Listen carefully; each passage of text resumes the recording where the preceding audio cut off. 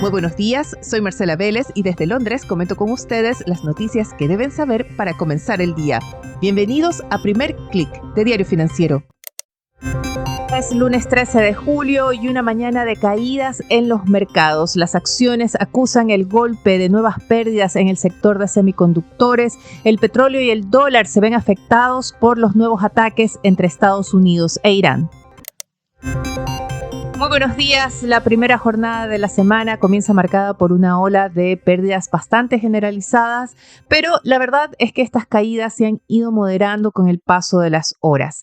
No faltan razones para la volatilidad, para cierta duda, cautela de parte de los inversionistas. Ya de por sí esta semana se perfilaba como intensa, con resultados de grandes bancos de Wall Street en agenda, también de algunas tecnológicas, con datos de inflación de Estados Unidos y Kevin Warsh, presidente de la Fed, en agenda para ir al Congreso.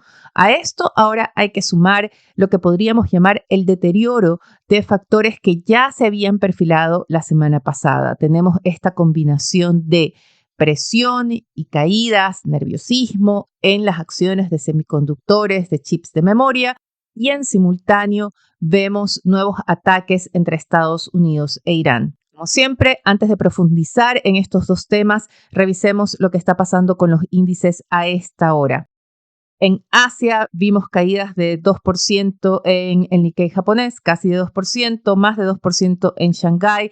Vimos a Taiwán quererse desacoplar, impulsado gracias a un alza de las acciones de TSMC, la principal fundidora de semiconductores del mundo, que reportó cifras de ventas de junio que fueron bastante positivas.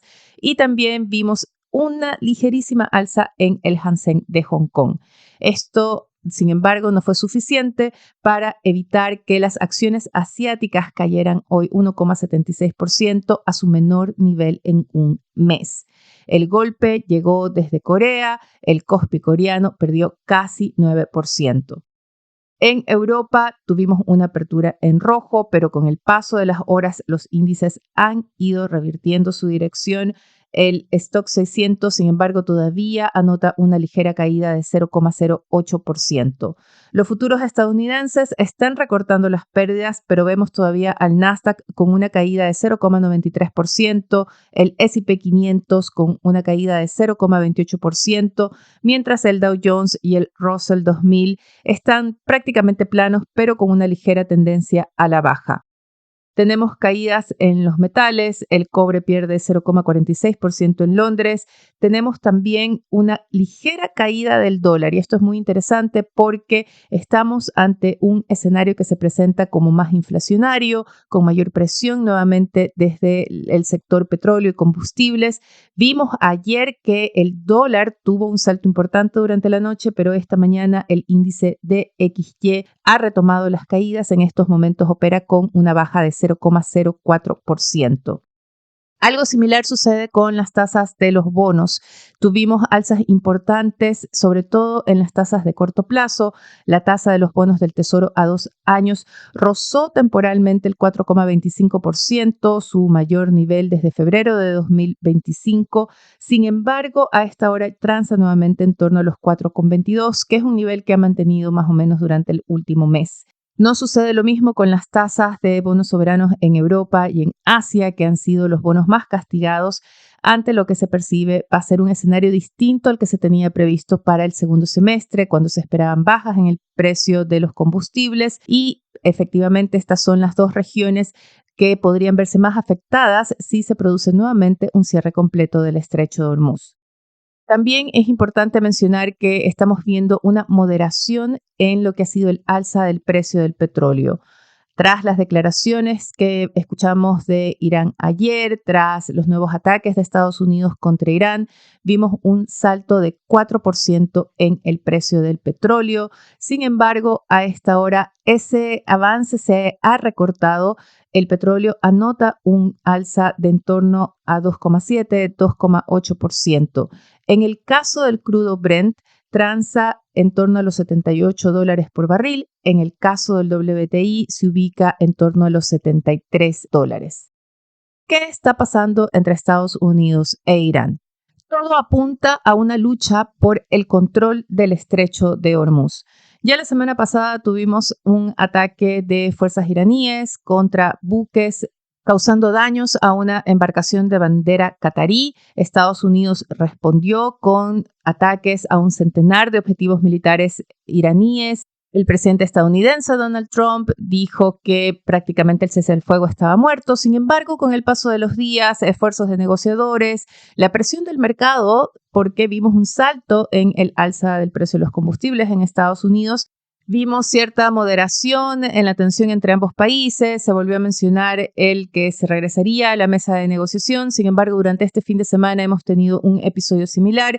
Ataques del régimen iraní a buques que buscan cruzar el estrecho de Hormuz por una zona, por un pasaje designado por Estados Unidos más cercano al lado de Omán. Irán rechaza el tránsito de buques por un área que no sea la que ellos han designado. De ahí que justifican el ataque por considerar que necesitan controlar el paso de embarcaciones por el estrecho de Hormuz por razones de seguridad. Estados Unidos responde a este ataque iraní con una nueva oleada de ataques a diversos objetivos en territorio iraní. El régimen de Teherán acusa que incluso se destruyó una planta de agua potable, que hubo víctimas. Irán responde atacando objetivos militares estadounidenses en países vecinos. Estamos hablando de Kuwait, Bahrein, Jordania. Y ahí Teherán insiste en que los ataques son a Estados Unidos y no en sí mismo a los países del Golfo Pérsico. Escuchamos al mismo tiempo al presidente estadounidense Donald Trump declarar el fin de semana que el estrecho de Hormuz estaba abierto, que había un tránsito normal. Reportes más independientes dicen que sí, que hubo un paso de 6 buques por el estrecho durante el fin de semana, pero 2 de ellos eran iraníes. Y el vocero del régimen iraní esta mañana confirmó que las últimas negociaciones entre ambas partes se habían concentrado exclusivamente en diseñar este sistema de control sobre el estrecho de Hormuz. Irán insiste en controlar el área, en cobrar peaje, pide negociar con Omán o busca negociar con Omán y acusa que Estados Unidos está interfiriendo en esas negociaciones. Por su parte, la Casa Blanca insiste en que no se va a permitir el control iraní por este estrecho, que es un pasaje internacional para el comercio global. Hay que tener en cuenta que gran parte de las proyecciones para el segundo semestre se han basado hasta ahora en esta idea de que veríamos una desaceleración de las presiones inflacionarias, que esto permitiría que los bancos centrales se mantengan en pausa, en el caso del Banco Central Europeo, de evitar una segunda alza de tasas de interés. Pero esta renovada ofensiva entre Estados Unidos e Irán pone en riesgo ese escenario. En el caso de Europa, se alerta que las reservas de derivados de, por ejemplo, combustible de aviación ya están en niveles críticos. Y también en el caso de China, que hasta ahora ha sido el gran amortiguador del impacto del cierre del estrecho de Hormuz en la economía global, porque mantuvo ciertas exportaciones de derivados para los países vecinos, restringió sus importaciones de crudo y usó sus reservas. Este nuevo episodio entre Estados Unidos e Irán encuentra a China cuando precisamente espera retomar su nivel de importaciones para rearmar esas reservas, que la pregunta es cuánto más podrían sostenerse de darse un nuevo cierre completo del estrecho.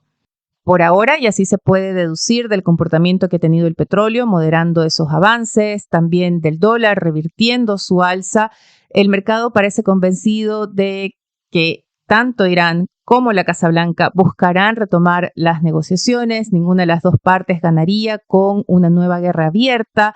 Y hubo un punto esta mañana en la rueda de prensa del vocero iraní en que declaró que el memorándum de entendimiento, que el acuerdo con Estados Unidos está en fase de crisis. Esa fue la descripción literal que utilizó y al menos podríamos decir que está en crisis, pero está vigente, está en crisis, pero está vivo. Y así es como parece interpretarlo el mercado. Ahora hablemos de tecnología, que es el factor o el área que está poniendo el mayor freno esta mañana sobre los índices bursátiles. El gran golpe llega desde Corea del Sur, donde SK hynix, esta empresa productora de chips de memoria, sufre una caída de hasta 15% durante la jornada en Corea. Se trató de una caída récord para esta empresa en este mercado. Tuvieron que paralizar por un momento las operaciones de la bolsa coreana. El Kospi cerró con una pérdida de casi 9%. No se trató solo de SK hynix, también tuvimos una caída de más de 10% en las acciones de Samsung Electronics. Se está apuntando a una toma de ganancias, pero también es innegable que hay muchas dudas respecto a qué tan sustentables son los ritmos de crecimiento de utilidades que han registrado estas empresas. Hay cierta idea en el mercado de que los planes de inversión para acelerar el aumento de producción va a coincidir con una desaceleración de la demanda de chips de memoria, de componentes, y que esto llevaría quizás a un exceso de suministro. Desde SK hynix, su CEO asegura que el mercado está por enfrentar un suministro muy estrecho de estos componentes a partir de 2027. Las acciones de SK hynix caen casi 9% antes de la apertura en el Nasdaq. Estas acciones debutaron el viernes, los ADRs de esta empresa debutaron la semana pasada con un alza de casi 13% en su primer día de operaciones. Y la caída que están apuntando hacia la apertura está arrastrando a otras acciones del sector. Vemos pérdidas en el caso de Micron, otra empresa de semiconductores de Estados Unidos, caer casi 5% antes del inicio de la sesión, o empresas como Nvidia, que ya registra una caída de 1,8%. Hay que señalar que hay una tecnológica que se convierte en la excepción, al menos durante este inicio de jornada, y es TSMC, la fundidora taiwanesa de semiconductores, la mayor fundidora de estos semiconductores en el mundo. Registró un aumento de 68% de sus ingresos en junio. Fue un adelanto de sus resultados trimestrales que se presentarán el jueves y que son uno de los principales eventos de esta semana.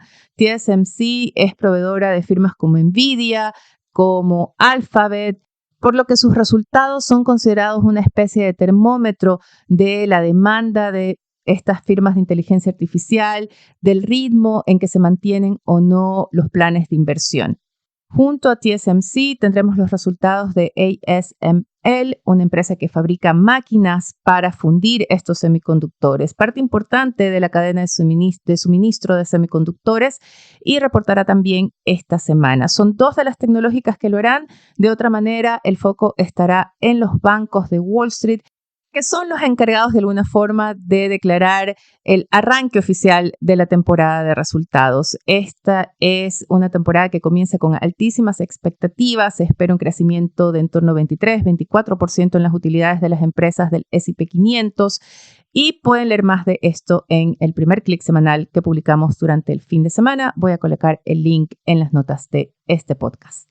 Además de los resultados de empresas, esta será una semana marcada por la inflación, por la Reserva Federal. Mañana tendremos el reporte de índice de precios al consumidor, el IPC de Estados Unidos correspondiente a junio. Al día siguiente tendremos el índice de precios al productor. Serían los dos índices que recibirá la Fed antes de su próxima reunión. Y sobre todo tendremos a Kevin Warsh en sus dos sesiones de testimonio ante el Congreso. Es el testimonio semestral de política monetaria. Se buscarán más pistas respecto a qué tan grave está considerando la Fed el alza inflacionaria, aunque Warsh ha sido bastante claro en que evitará dar alguna guía sobre cómo actuará la Reserva Federal. Por lo pronto, el mercado podrá escuchar hoy a dos de los gobernadores de la Fed, Michelle Bowman y Christopher Waller. Este último especialmente expondrá sobre el panorama económico de Estados Unidos en un evento que se organiza en el Club Económico de Nueva York. Antes de despedirme, quiero mencionar algunos titulares que están presentes en la prensa mundial. La atención a nivel político gira en torno a Ucrania, que perdió a uno de sus principales aliados dentro del círculo de Donald Trump. Se trata del senador Lindsey Graham, el senador republicano que murió durante el fin de semana. También uno de los halcones a favor de Israel dentro del Capitolio. Graham era el principal impulsor de un proyecto de ley para asegurar mayor soporte a Ucrania y sanciones contra Rusia, cuando precisamente Moscú ha lanzado una nueva ofensiva contra Ucrania. En París, los aliados europeos de Volodymyr Zelensky, esta Coalition of the Willing, se reúne para decidir nuevas formas de apoyar la respuesta de Ucrania a la ofensiva rusa. En la región tenemos noticias desde Venezuela, donde el número de víctimas confirmadas por los dos terremotos ya asciende a 4.500. Todavía hay miles de desaparecidos. Se está entrando a un punto crítico en necesidad de ayuda humanitaria. En Argentina hay mucha expectativa en torno a una nueva agenda de reformas que incluye cambios para el mercado de capitales. Los proyectos de ley serían presentados en los próximos días. En la portada de Diario Financiero se destaca esta mañana planes del gobierno para hacer cambios al interior de Corfo, una reestructuración de esta entidad.